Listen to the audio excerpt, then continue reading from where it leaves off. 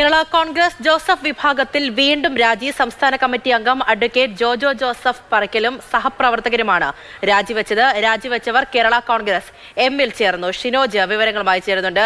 ഷിനോജ്, രാജി വീണ്ടും കൂടുകയാണോ? ഇവിടെ എന്താണ് ഇപ്പോൾ സംഭവിച്ചത്? വിവരങ്ങൾ.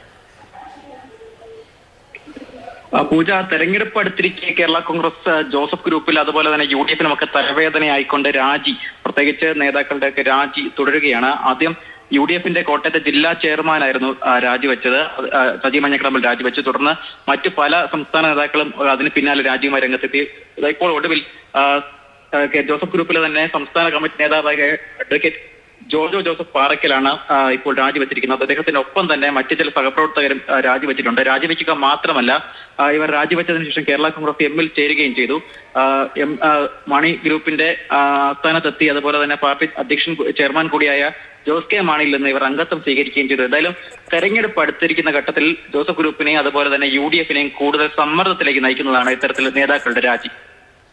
ശരി, ഷിനോജാണ് വിവരങ്ങൾ നൽകിയത്.